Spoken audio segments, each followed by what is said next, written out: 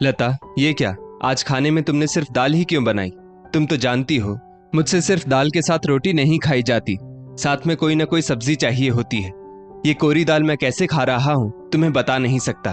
खाना एकदम बेस्वाद लग रहा है, मुझसे नहीं खाया जाएगा ये खाना। सौरभ झल्लाकर बोला। लता बोली, आज मुझे ऑफिस से आने में देरी हो गई सौरभ। ऑफिस में एक जरूरी मीटिंग थी। मैंने मम्मी जी से कहा भी था कि वो सब्जी काट कर रख दें। सब्जी काट कर रखी हो तो बनाने में समय नहीं लगता है, मगर मम्मी जी ने सब्जी भी नहीं काटी।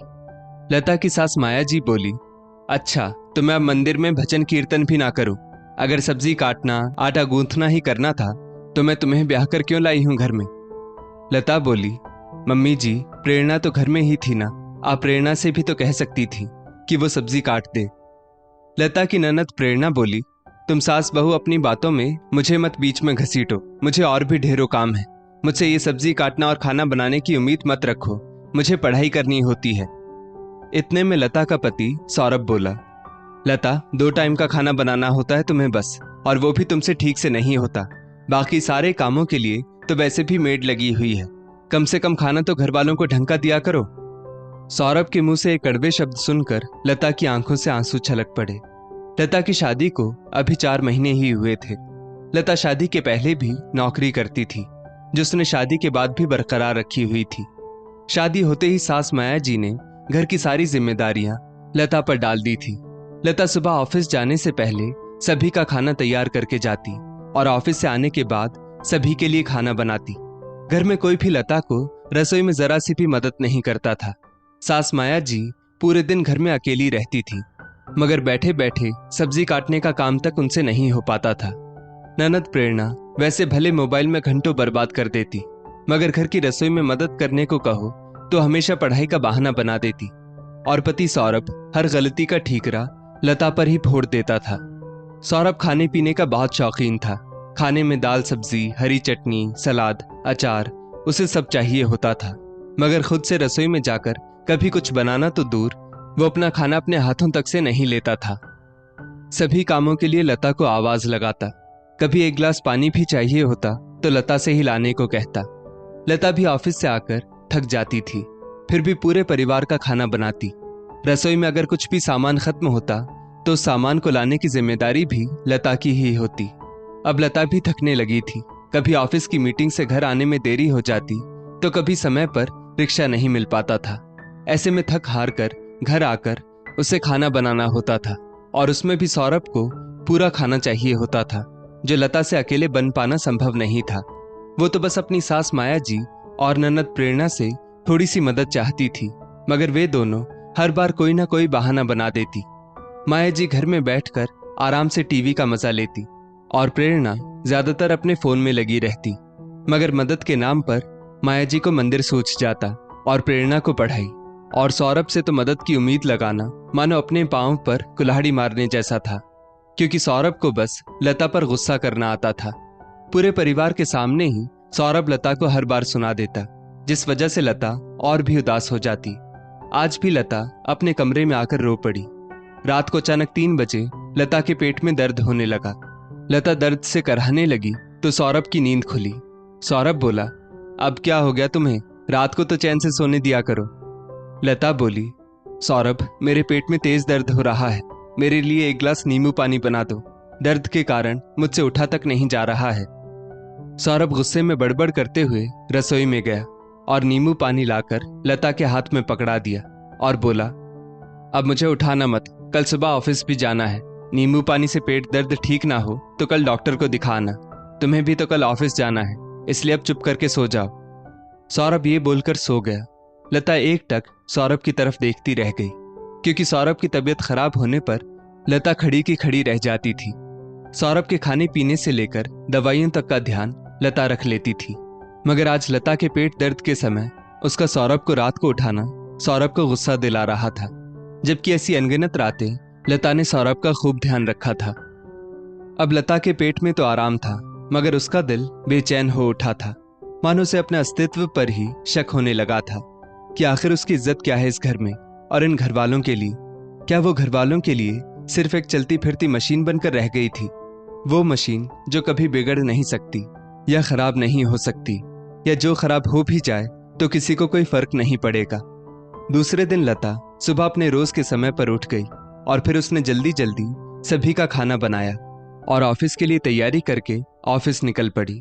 सौरभ ने तो सुबह उठकर लता से ये तक नहीं पूछा था कि अब उसकी तबीयत कैसी है। रास्ते भर लता को यही अखरता रहा कि अगर एक पति को ही अपनी पत्नी की अहमियत नहीं होगी तो उसके घर वालों को भला क्यों होगी। एक लड़की शादी करके अपने पति के भरोसे ही तो ससुराल आती है, मगर यदि उस पति के ही मन में पत्नी के लिए प्यार और सम्मान ना हो तो ऐसे में एक पत्नी तो टूट ही जाती है। आज लता ऑफिस में तो मौजूद थी, मगर उसका मन किसी भी काम में नहीं लग रहा था। लता के पास उसके पति और ससुराल वालों का कुछ भी समर्थन नहीं था। लता की सहेली उषा ने जब लता को इस तरह गुमसुम देखा तो वो पूछ बैठी, लता क्या हुआ है आज तुम्हें? सुबह से देख रही हूं तुम्हारा आज काम में ध्यान नहीं है। लता ने पूरी बात उषा को बताई तो उषा ने उसे एक तरकीब बताई और बोली, तू सिर्फ ये काम कर ले, देखना मैं लिख कर देती हूं, सब घरवाले तेरे आगे पीछे घूमेंगे। लता को भी उषा की तरकीब पसंद आई और उसने ठान लिया कि ससुराल वालों और पति को अब अपनी अहमियत बतानी ही पड़ेगी। अगले दिन भी लता सुबह अपने रोज के समय पर उठ गई। उससे जो बन सका उतना काम आज उसने किया और रोज के टाइम पर ऑफिस के लिए निकल गई। माया जी जब रसोई में पहुंची तो उन्होंने देखा कि चाय बनी हुई है, नाश्ता बना हुआ है और सब्जी भी बनी हुई है, मगर पराठे किसी के लिए भी नहीं बने हैं। लता ने सिर्फ अपना टिफिन तैयार किया और चली गई। सौरभ लता से लेट ऑफिस जाता था। उसने माँ से चाय नाश्ता मांगा तो माया जी उसे चाय नाश्ता देकर बोली, आज तो तेरी पत्नी ने तेरे टिफिन के लिए पराठे तक नहीं बनाए हैं। चाय नाश्ता तैयार किया और सब्जी बनाई। हर रोज सभी के पराठे तैयार करके ऑफिस जाती थी, मगर आज तो हमारे किसी के भी पराठे नहीं बनाए, सिर्फ अपने पराठे बनाए और मैडम चली गई ऑफिस। रसोई भी पूरी अव्यवस्थित पड़ी है, रोज तो सब कुछ साफ करके ही जाती थी।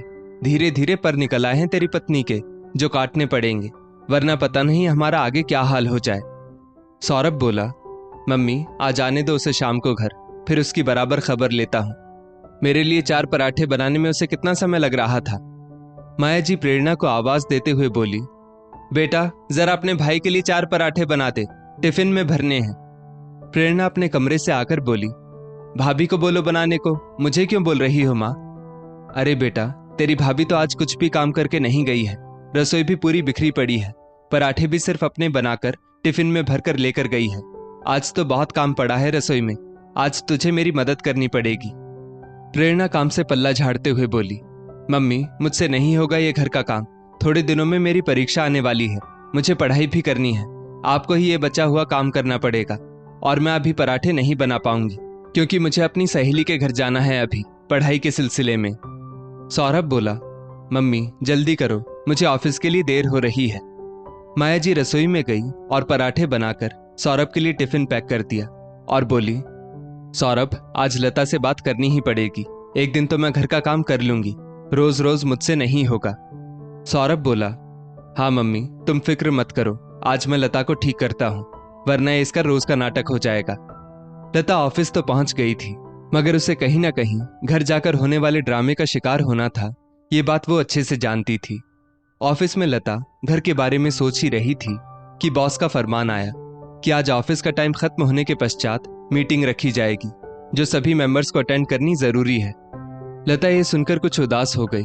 जब उषा ने उससे पूछा तो लता बोली, उषा तूने जैसा कहा था वैसा मैं कर तो आई हूं, मगर अब मुझे बहुत डर लग रहा है, क्योंकि जब मैं घर जाऊंगी तो सौरभ और मम्मी जी ना जाने मुझे कितना सुनाएंगे, और ऊपर से ऑफिस की मीटिंग, जिसकी वजह से मुझे वैसे ही घर जाने में भी देरी होगी। मम्मी जी तो अभी सुबह का बचा कुचा काम करके ही गुस्सा हो गई होंगी, और जब उन्हें शाम को भी समय पर खाना नहीं मिलेगा तो वो आज शेरनी की तरह दहाड़ लगाएंगी, और ऊपर से उन्होंने सुबह सौरभ को भी मेरे खिलाफ भड़काया होगा, वो अलग। आज तो घर जाकर मेरी खैर नहीं। उषा बोली, लता तेरा ये डर ही तो तेरी कमजोरी का कारण बन गया है, जब तक तू डरती रहेगी तुझे डराया जाता रहेगा। लता अपनी खुशियों को हमको खुद ही तलाशना होता है, कोई नहीं कहेगा बैठो आराम करो, तुम्हें अपने सम्मान के लिए खुद ही लड़ना होगा, तभी तुम्हें तुम्हारा सम्मान वापस मिलेगा। लता ने भी अब ठान लिया था कि वो अपनी खुशियों की चाबी हासिल करके ही दम लेगी।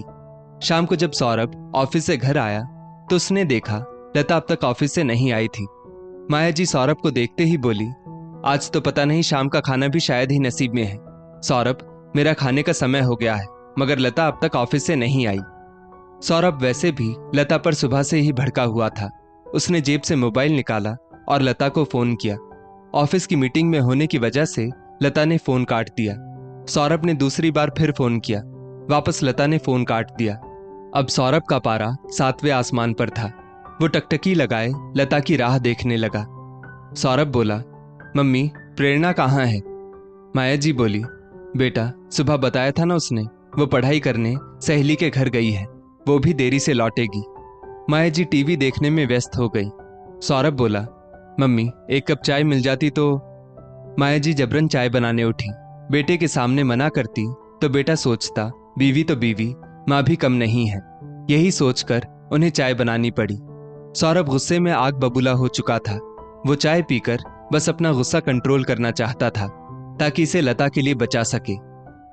लता जैसे ही ऑफिस से घर पहुंची, सौरभ उसे देखकर झल्ला उठा और बोला, सुबह तो सुबह, आज शाम को भी महारानी को घर का कुछ काम नहीं करना था तो देरी से आई है। ऊपर से मेरे 2 बार फोन करने पर भी फोन काट दिया। तुम अपने आप को समझती क्या हो? माया जी बोली, बहुत पर निकल आए हैं तेरे लता। सुबह भी रसोई ऐसे ही बिखरी हुई पड़ी थी जो मैंने समेटी, और शाम के खाने का अब तक कोई ठिकाना नहीं है। तुझे तो पता है मुझे शाम का खाना समय पर चाहिए। पहले तो सुबह और शाम दोनों समय का खाना सुबह ही बनाकर जाती थी, मगर आज तो हद ही कर दी तुमने। 4 महीने ही तो हुए हैं अभी तुम्हारी शादी को, और हमको अभी से तेवर दिखाने लग गई। पूछो मेरे बेटे सौरभ से, तुम्हारे आने से पहले कितना ख्याल रखती थी मैं इसका। कभी अकेली दाल के साथ रोटी नहीं खाई मेरे बेटे ने। हमेशा सलाद, सब्जी, पापड़, दाल सब कुछ थाली में रहता था। मगर तुम्हारे आने के बाद मेरा बेटा भी दिन ब दिन सूखता जा रहा है।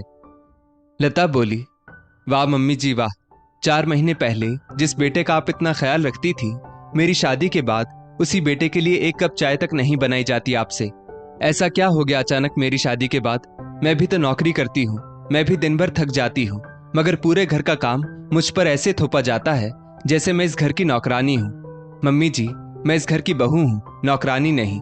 प्रेरणा और आप पूरा दिन घर में रहकर भी घर का कुछ भी काम नहीं करते, और मैं बाहर कमाने भी जाऊं और घर भी संभालूं। मुझसे सभी अपेक्षाएं रखते हैं। सौरभ, कल से मैं नौकरी पर नहीं जाऊंगी ताकि तुम्हारी थाली में दाल, सब्जी, सलाद, पापड़ सब परोस पाऊं।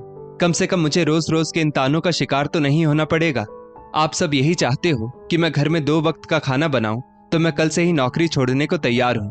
वैसे भी नौकरी करके भी मेरी क्या ही कदर रह गई इस घर में। सौरभ लता की ये बात सुनकर डर गया, क्योंकि अभी अभी तो सौरभ ने इतनी बड़ी गाड़ी खरीदी थी जिसकी EMI लता की सैलरी में से कटती थी। प्रेरणा भी घर के दरवाजे पर खड़ी सब कुछ सुन चुकी थी। जिस कार में सभी लोग बड़े ठाठ से घूमने जाते थे, उस कार की EMI लता भर रही है, ये घर के सभी लोग जानते थे। सौरभ बोला, नौकरी छोड़ने की बात कहां से आ गई? यहाँ तो सिर्फ घर के काम के बारे में बात चल रही है। हाँ सौरभ, मुझसे घर और ऑफिस साथ में मैनेज नहीं होगा। अगर तुम चाहते हो कि मैं अपना ऑफिस इसी तरह करती रहूं, तो घर के कामों में मम्मी जी और प्रेरणा को मेरी मदद करनी पड़ेगी, वरना मैं कमाना छोड़कर घर पर ही बैठ जाऊंगी।